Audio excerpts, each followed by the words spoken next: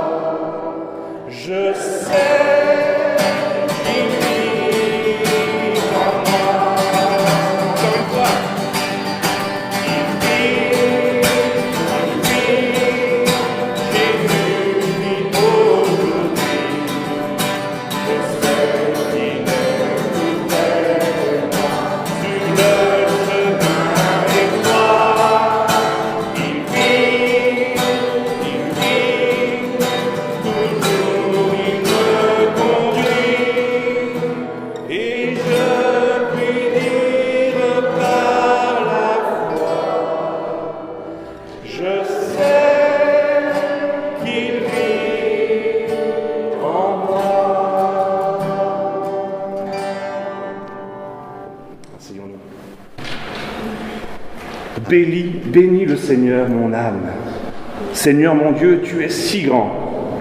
Revêtu de magnificence, tu as pour manteau la lumière. Tu as donné ton assise à la terre, qu'elle reste inébranlable au cours des temps. Tu l'as vêtue de l'abîme des mers, les eaux couvraient même les montagnes. Dans les ravins, tu fais jaillir des sources d'eau vive, et l'eau chemine au creux des montagnes. Les oiseaux séjournent près d'elle, dans le feuillage, on entend leurs cris. De tes demeures, tu abreuves les montagnes, et la terre se rassasie du fruit de tes œuvres. Tu fais pousser les prairies pour les troupeaux, et les champs pour l'homme qui travaille. Quelle profusion dans tes œuvres, Seigneur! Tout cela, ta sagesse l'a fait. La terre s'emplit de tes biens. Bénis le Seigneur, ô mon âme. Il est beau le matin de Pâques, où Dieu s'est levé, pour rouler les pierres qui retiennent celles et ceux qui ont faim de vivre, pour ouvrir les portes qui enferment celles et ceux qui ont soif de justice, pour rendre l'espérance à tous les êtres humains et tracer devant eux le chemin qui mène à la vie.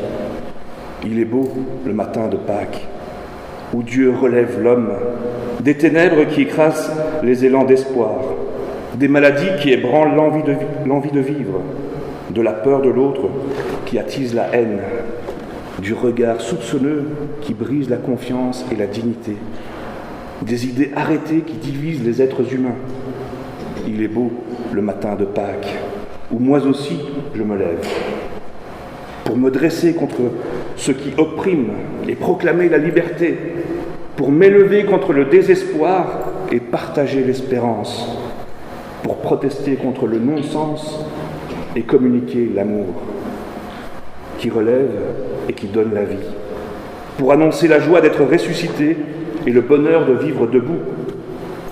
Pâques est ce matin où Dieu relève l'homme et lui permet de regarder son avenir en face.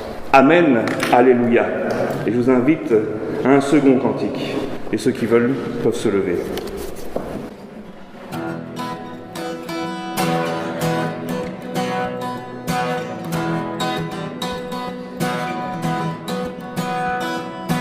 Bénis l'Éternel, mon âme.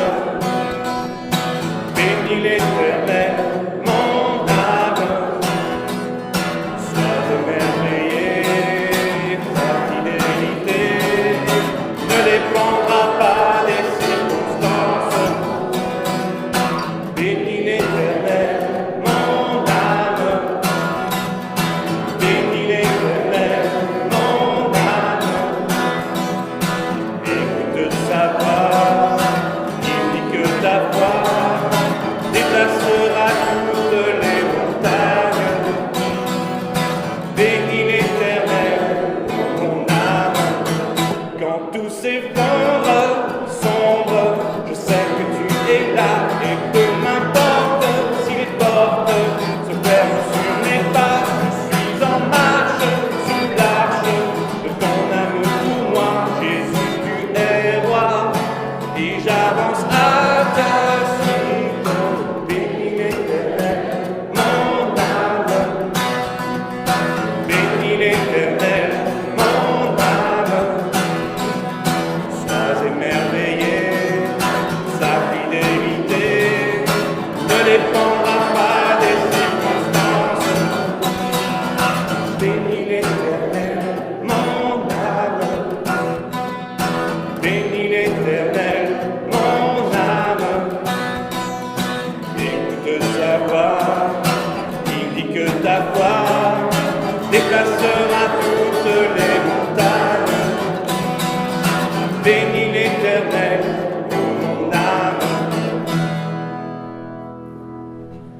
Ce matin, nous recevons la mission d'apporter au monde un bouquet d'espoir. Dites-lui que la clarté l'emporte sur la nuit. Donnez-lui des gestes d'amitié, des visages épanouis. Montrez-lui vos portes ouvertes, celles de vos égoïsmes vaincus, celles des partages assumés. Ce matin, en ce jour de Pâques, voici des graines d'évangile déjà en fleurs. Offrons au monde les fruits d'une Église vivante, sortie du tombeau, ouverte au printemps de la vie. Offrons au monde la bonne nouvelle d'un peuple distribuant la vie à la suite du Christ ressuscité. Et je vous invite à un cantique suivant. Offrons au Seigneur.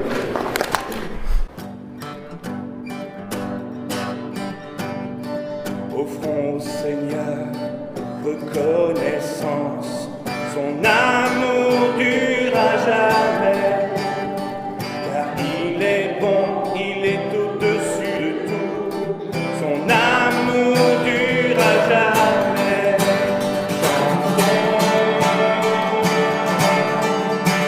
Chantons, d'une main puissante et d'un bras tendu, son amour dure à jamais.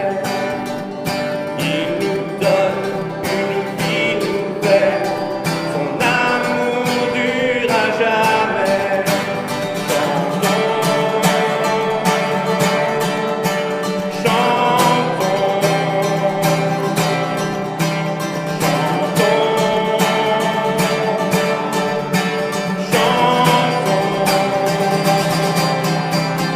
à jamais Dieu est fidèle, à jamais Dieu est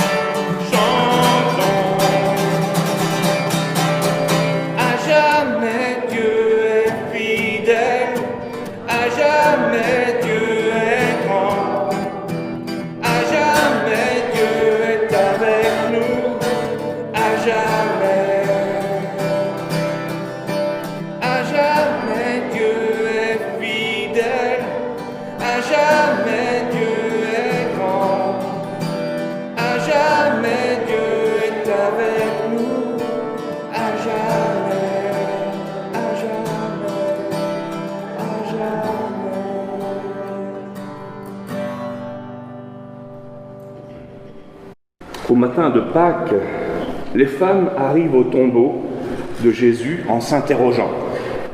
Qui nous roulera la pierre devant le tombeau? Mais lorsqu'elles arrivent, elles sont bouleversées. Le tombeau est ouvert et la pierre a été roulée. Je vous invite à la prière.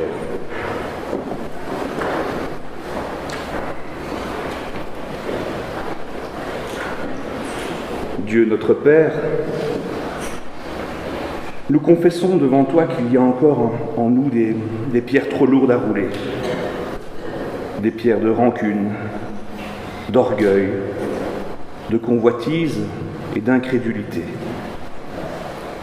Elles ferment le tombeau de nos blessures secrètes et les cavernes obscures de nos souffrances cachées. S'il est vrai qu'au matin de Pâques, la pierre a été roulée, nous t'en prions. Viens maintenant ôter la pierre qui ferme notre cœur. Dieu notre Père, roule la pierre de nos tombeaux, que ta lumière transperce nos obscurités. Roule la pierre de nos maisons, de nos cellules, que ton souffle balaye nos inquiétudes et nos timidités. Roule la pierre de nos peurs, que nos esprits s'ouvrent à la confiance. Roule la pierre de notre indifférence, que notre cœur s'élargisse à l'accueil et à l'amour du prochain. Roule la pierre de nos enfermements, que notre marche nous conduise sur des chemins d'espérance. Roule la pierre de notre incrédulité, que l'annonce de Jésus ressuscité devienne la grande rencontre de notre vie. Amen. Frères et sœurs, amis, face à nos détresses et à nos interrogations, le Seigneur nous répond. Jésus-Christ, par sa mort et sa résurrection, est venu nous rejoindre au fond de nos abîmes. Il est venu partager nos interrogations, nos désespoirs, nos doutes, nos révoltes, nos souffrances et nos rejets. C'est lui qui nous rejoint, là où personne d'autre ne peut nous rejoindre. Il nous accompagne, là où personne d'autre ne peut marcher avec nous. Il nous accepte, là où nous-mêmes ne nous acceptons pas. Il nous pardonne là où d'autres nous jugent impardonnables. Aujourd'hui, en ce jour de Pâques, Jésus-Christ vient nous chercher dans nos impasses et dans nos tombeaux.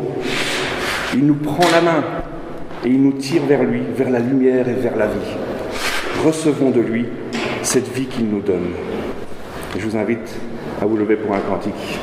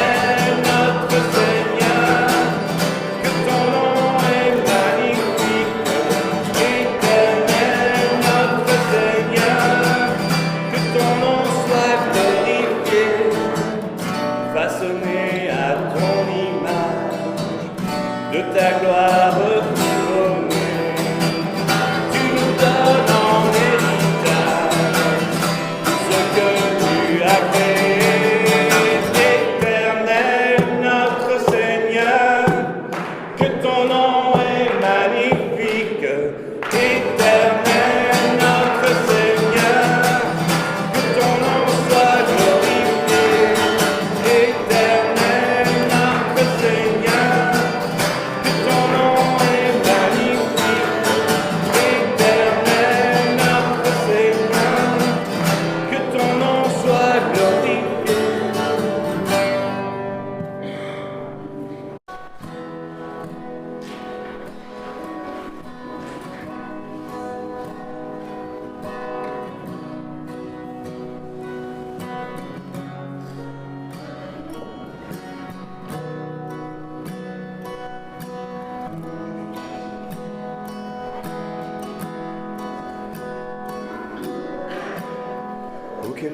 dans ces moments, dans le calme de ta présence, dans le bruit faibli, tu parles à mon âme, tu as toute mon attention, fais-moi entendre ta voix, je veux rien manquer.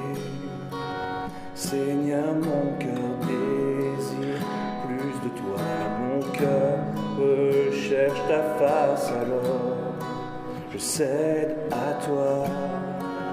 Tout en moi est ému par ton amour, captivé par qui tu es. Conduis-moi à te connaître plus encore.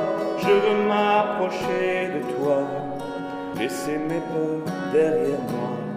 Seigneur, viens toucher ma vie à nouveau.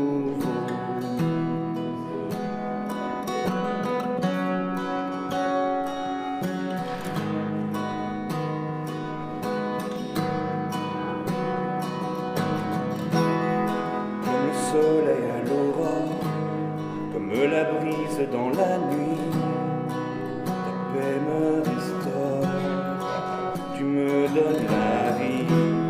Il n'y a aucune hésitation dans ton amour, ton affection, rien n'est comparable.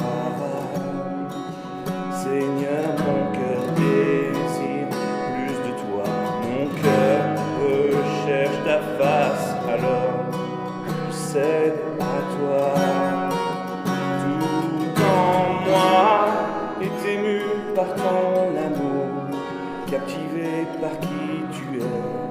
Conduis-moi à te connaître plus encore. Je veux m'approcher de toi, laisser mes peurs derrière moi. Seigneur, viens toucher ma vie à nouveau. Oh, oh, oh, oh, oh.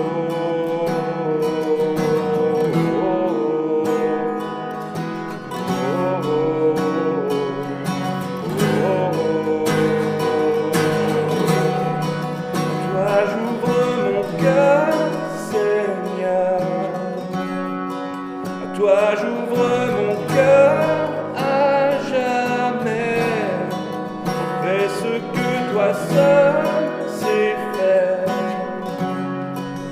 Jésus viens régner dans ma vie, à toi j'ouvre mon cœur Seigneur, à toi j'ouvre mon cœur à jamais, fais ce que toi seul sais faire. Jésus viens régner dans ma vie, à toi j'ouvre mon cœur Seigneur, à toi j'ouvre mon cœur à jamais, fais ce que toi seul sais faire. Jésus viens régner dans ma vie.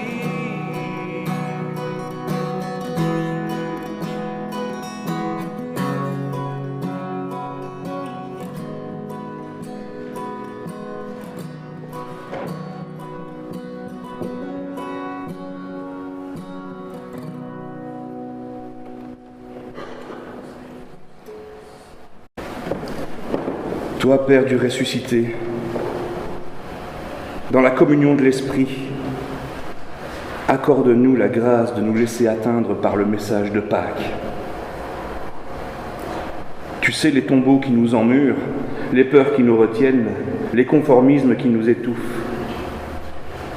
Viens toi-même nous lancer des mots qui se ficheront dans nos cœurs de pierre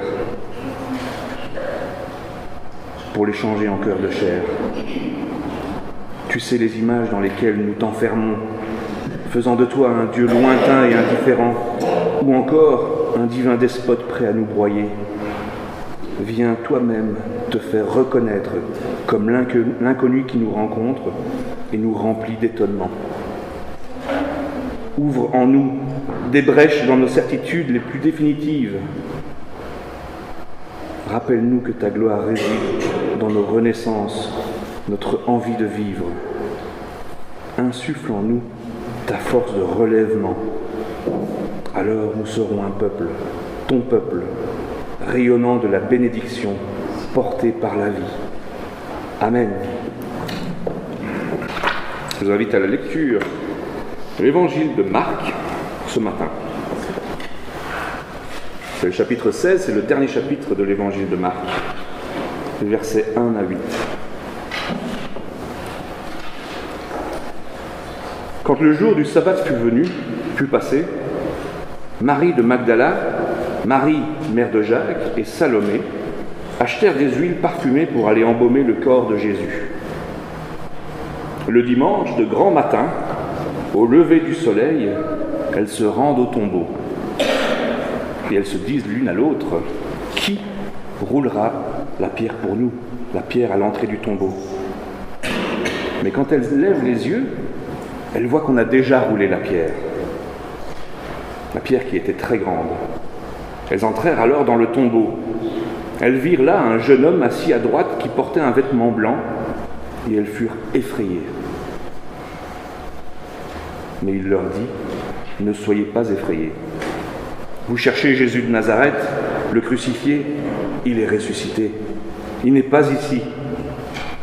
Voici l'endroit où on l'avait déposé. Allez maintenant dire ceci à ses disciples et à Pierre. Il vous précède en Galilée. C'est là que vous le verrez, comme il vous l'a dit. » Elles sortirent alors et s'enfuirent du tombeau, car elles étaient toutes tremblantes et stupéfaites. Et elles ne dirent rien à personne, car elles avaient peur.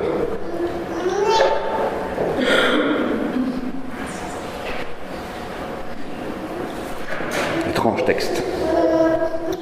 Nous traversons des temps étranges. Et par ces temps que nous traversons, nous vivons une variation d'émotions. D'abord la pandémie qui nous a visités il y a 2 ans déjà, et ces confinements successifs qui ont créé chez de nombreux d'entre nous un sentiment de rupture et de manque. Période qui a limité nos actions et nos interactions avec les uns et les autres. Pour certains, ça ne fut pas si mal au début, mais à la longue, ce calme a laissé une sorte de béance qui n'a pas été simple à accepter et à combler. Car oui, si la nature a horreur du vide, comme dit Aristote, l'homme aussi. Et ce qui met à mal le monde, notre monde bien ordonné, engendre chez beaucoup l'angoisse et la peur. Et aujourd'hui, c'est une guerre à quelques milliers de kilomètres de nos portes qui nous laisse sans voix, qui s'immisce dans nos vies d'abord par les médias, puis concrètement dans nos vies, par l'augmentation des prix, par la rareté de certains produits, par les images, par les gens que nous rencontrons. Or, il est frappant, mais c'est aussi rassurant, de constater que ces sentiments, tout humains et négatifs qu'ils soient, entrent en réelle consonance avec l'extraordinaire récit de Pâques. D'ailleurs, c'est dans celui de l'évangile de Marc que nous venons de lire que se traduit le plus brutalement la brèche ouverte par la résurrection du Christ. Si la chose peut nous échapper à première vue, elle n'en demeure pas moins que Marc construit narrativement la fin de son évangile de façon très surprenante. Le récit de la résurrection est une fin qui n'en est pas une.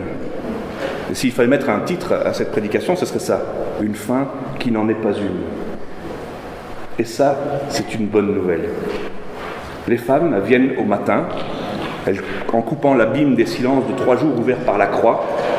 Le soleil levé donne à ce moment la qualité d'un recommencement. La contradiction est d'autant plus vive que la démarche des femmes est celle d'un point final. Elles viennent terminer d'embaumer.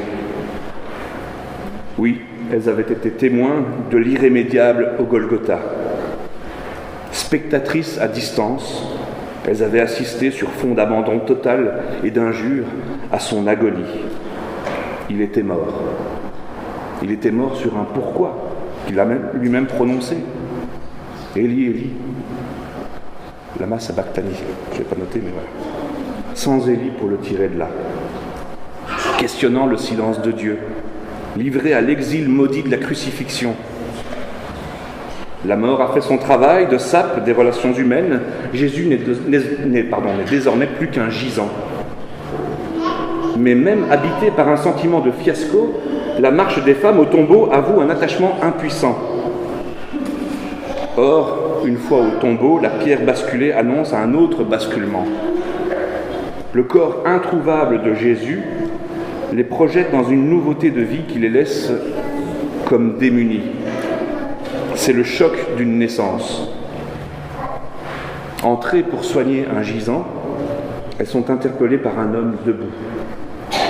Au lieu du corps, c'est une parole qui remplit l'espace. Et cette parole les chasse de la tombe. Elle les déloge de la mort qu'elle porte en elle. Que dit cette parole ? Elle dit 3 choses. Elle apprend que le crucifié a été relevé par Dieu, qu'il n'est pas ici et qu'il y a un message à transmettre aux disciples. Il les précède en Galilée, comme il leur a dit. La chaîne des déjà sur laquelle repose ce récit s'allonge. Effectivement, le soleil est déjà levé, la pierre est déjà roulée, maintenant Jésus est déjà en Galilée, selon une parole qu'il a déjà dite de son vivant. N'a-t-on pas à discerner que la foi naît de cette reconnaissance d'un don qui précède ce qui fonde, une grâce qui est déjà première? La parole surplombe l'abîme de la mort. Jésus a été abattu par des hommes. Dieu l'a relevé.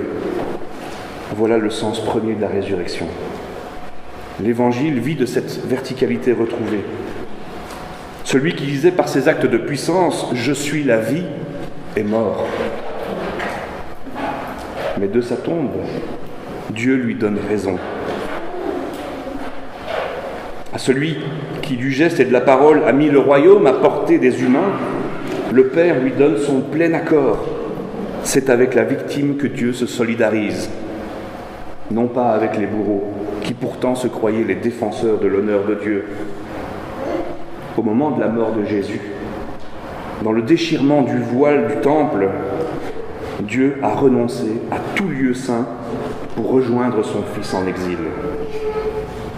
La Galilée, c'est cette première étape de l'exil vers les nations du monde. Allez dire à ses disciples et à Pierre, « Je vous précède en Galilée ». Notons bien que la nouvelle ne concerne pas l'absence du corps. Elle le signale, le nouveau lieu de sa présence. Que le corps ait disparu, ce n'est pas le message. Focaliser l'attention sur le vide de la tombe, on s'égare. Au jour de Pâques, la mort subit une fracture, une béance, une fraction de son pouvoir. Le tombeau est ouvert. La mort n'est plus le point final. Pourtant, et c'est très interpellant dans ce texte, les femmes ne parlent pas. Elles fuient. Elles sont épouvantées. L'angoisse scelle leur bouche comme une pierre roulée sur le message qu'elles ne livrent pas. Ce sont elles qui deviennent tombeaux. Au verset 8, on peut lire « Elles ne dirent rien à personne, car elles avaient peur ». Et sur ces mots se termine l'évangile de Marc, du moins dans la version primitive de l'évangile de Marc, celle qui est voulue par l'auteur.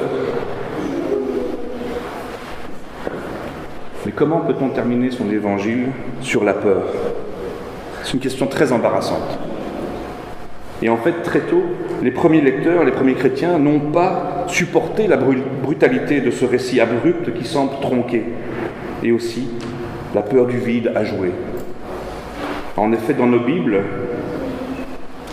il y a une suite, les versets 9 à 20, que les meilleurs manuscrits, donc les plus anciens, ne possèdent pas. Cette suite émane d'un cercle chrétien, peut-être des Syriens, dans le courant du IIe siècle. Cette finale, finalement jugée plus conforme, consiste en une compilation d'apparitions du ressuscité, puisées dans les évangiles de Jean, de Luc et dans les actes des apôtres. Marc, lui, bien qu'il connaisse la tradition des apparitions du ressuscité, il n'en dit rien.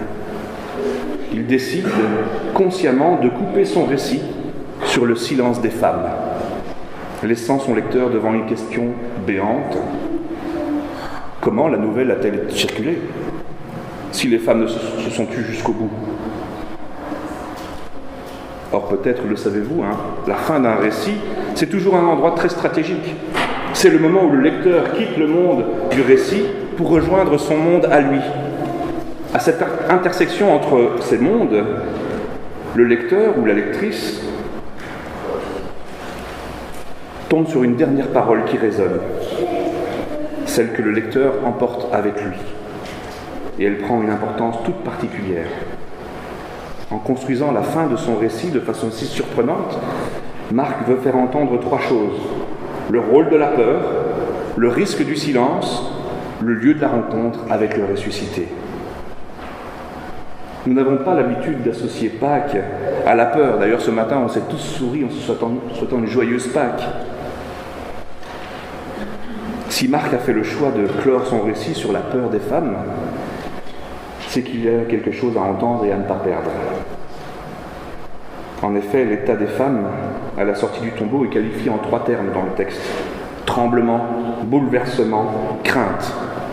Trembler, c'est normal, c'est l'état de choc. Pâques est une absolue surprise qui dépasse de loin tout ce qu'elles avaient envisagé. Leur bouleversement, littéralement leur extase, indique la perte des repères, la déstabilisation. Les femmes passent de l'effroi, lorsqu'elles voient l'ange, elles sont surprises, elles sont paralysées, à une crainte devant le mystère de Dieu. Pour Marc, c'est là que prend naissance la foi pascale, quand une parole se lève dans la mort, quand une secousse fondatrice ébranle nos certitudes, nos schémas de pensée. Le silence des femmes rejoint la difficulté des disciples à croire à la résurrection. D'ailleurs, les 4 évangiles se font l'écho du fait que la bonne nouvelle de Pâques ne va pas de soi. Matthieu dit clairement que les 12 doutèrent de l'événement. On peut lire Matthieu 28, verset 17.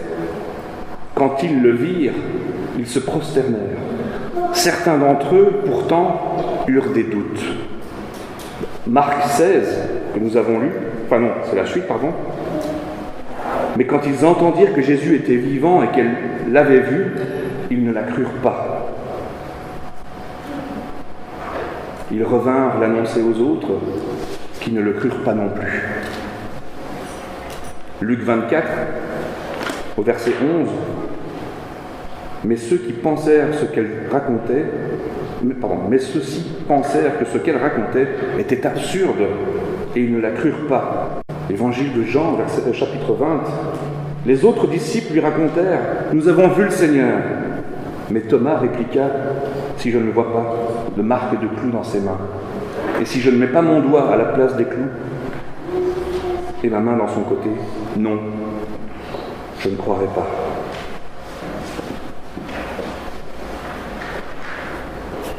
Pourtant, l'annonce est claire. Il a été relevé. Mais cette annonce est livrée au risque du silence, du malentendu, du doute, du refus. Dieu fait jusqu'au bout le choix de l'incarnation. Même l'heureuse nouvelle de Pâques ne fait pas exception. Dieu ne se donne pas dans le creux d'une parole humaine au lecteur que nous sommes. Il se donne et se voile dans les méandres du récit. La clôture du récit de l'évangile de Marc sur le mutisme des femmes, tel que l'a voulu l'évangéliste, garde donc un goût d'inachevé. Que se passera-t-il en Galilée? À quoi les disciples le reconnaîtront-ils? Que feront les phares après? En interrompant son récit sans en indiquer la suite, Marc nous dérobe la réponse des personnages. Et par contre, quelqu'un est mis en demeure de répondre. C'est le lecteur, la lectrice. C'est à lui, c'est à elle qu'il appartient la responsabilité de souscrire à la promesse. En effet, le monde où doit s'inscrire la reconnaissance du Christ ressuscité qui précède, c'est le monde du lecteur. Sa Galilée à lui, sa vie. Ce renvoi à la Galilée est donc à lire comme un renvoi à toute la vie de Jésus. En ce sens, la fin du texte de Marc nous invite à revenir à son début, à reprendre la trace de celui qui incarnait la proximité de Dieu. Du coup, c'est tout l'Évangile qui se donne à lire. comme un long récit d'apparition du ressuscité. À travers ce qu'il dit de Jésus, de ses paroles, de ses rencontres, jusqu'à l'ultime don sur la croix, nous sommes sans cesse invités par l'évangile de Marc à entendre le Dieu de la résurrection nous appeler à suivre ce Maître sur un chemin de vie redonnée. Mettons-nous donc en route vers nos Galilées. Amen. J'invite à la lecture d'une confession de foi de Gilles Castelnau. Parmi les voix de notre monde, celle qui évoque Jésus de Nazareth tranche sur les autres. Elle me concerne, m'enthousiasme. Lève-toi et marche, disait-il. Va en paix. Il invitait les infréquentables. Son dynamisme était créateur. Son action gratuite et désintéressée. Espérance pour ceux dont la vie était grise, le destin navrant, le cœur bloqué. Il s'est ainsi dressé en un combat à mort contre tout ce qui nous empêche de vivre. Il a vraiment inauguré un monde heureux. Il détruisait l'équilibre de notre monde entre le bonheur et le malheur, la vie et la mort, la faute et le châtiment. Arrêté, jugé, condamné et exécuté, souffrant à son tour, il a entendu dans l'obscurité de sa tombe la même parole divine créatrice de vie qu'il avait tant prononcée pour les autres. Son relèvement de la mort est le symbole central de l'acte créateur que Dieu apporte toujours au monde. Cette parole de vie et de joie résonne toujours pour nous aujourd'hui. Nos yeux brillent à la lecture du vieux livre. L'esprit, le souffle qui l'animait et parlait par sa bouche, nous anime nous aussi. Nous sommes entraînés dans une danse nouvelle où nous sommes aimés, acceptés, encouragés. Nos yeux s'ouvrent de façon nouvelle à ces forces du mal que Jésus défiait. Nous les affrontons pour nos prochains comme pour nous-mêmes. Car tout impossible devient possible à la force qui agit dans notre faiblesse. Et Dieu, que je ne sais guère distinguer dans le bleu du ciel, ni dans les complications de mon cœur, Jésus nous fait comprendre qu'il n'est pas absent de ces nouveaux faits et gestes. Dieu d'espérance et de tendresse, nous débarrassant des antiques cauchemars que sont les divinités du destin, du jugement, des souffrances et de la mort. Espérance à cause de la foi en ce Dieu, dans un amour renouvelé, émerveillement de la danse. Prions ensemble.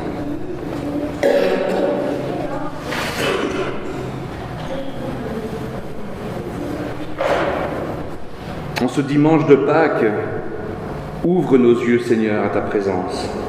Fais briller la lumière de Pâques au cœur des obscurités humaines.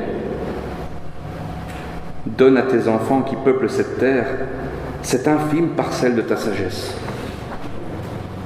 Un seul rayon de ta joie et ils pourront marcher dans l'espérance. Que chez les peuples en conflit, le désir de paix soit sincère et profond. Que dans les peuples en souffrance, le courage ne soit pas brisé par l'impuissance. Que dans nos riches pays, le partage ne soit pas qu'un vœu pieux.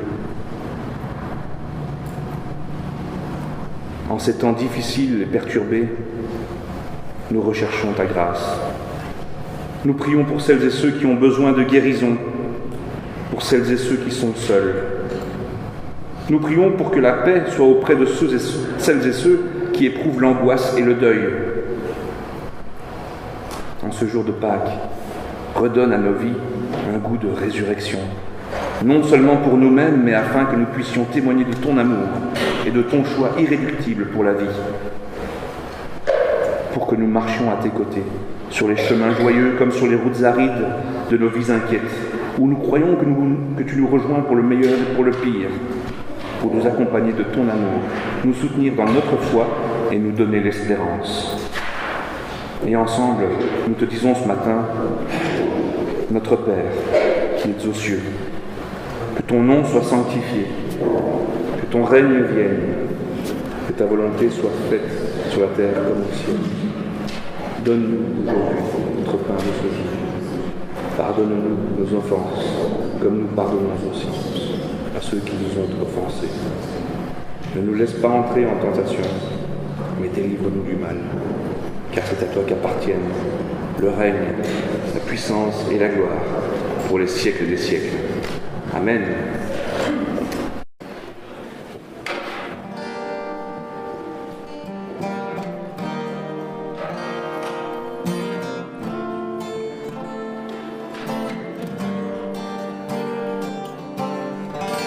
Ton amour, ta puissance, ta présence dans ma vie.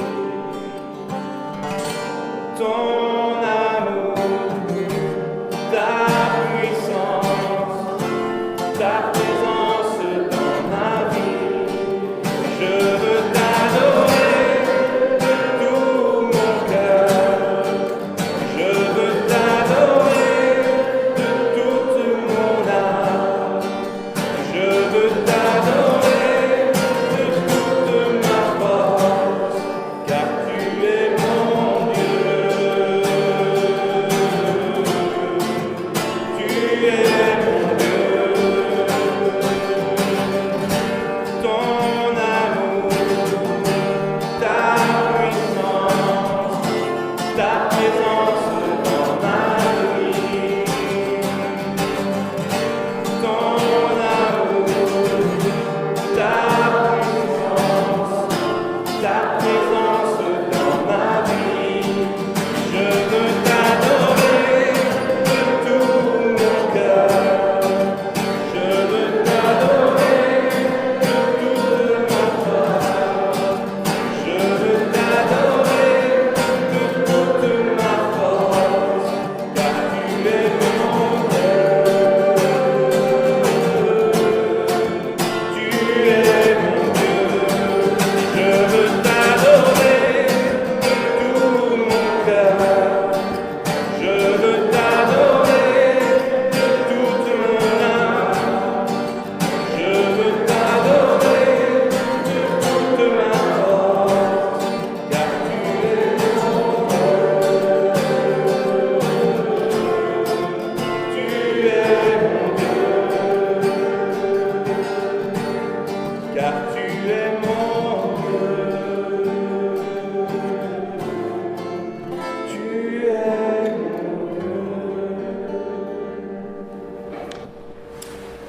mon Dieu. Non ? Levons-nous pour la bénédiction. Poursuivez donc votre route dans le Christ, Jésus, le Seigneur, tel que vous l'avez reçu. Que le Christ ressuscité vous ouvre des passages dans vos deuils et dans vos peurs et dans vos heures de souffrance. Que le Christ ressuscité chante en vous l'espérance plus lumineuse que les abîmes. Que le Christ ressuscité vous bénisse en Jésus le Fils, traversant la mort et en vous entraînant dans le jardin de la vie.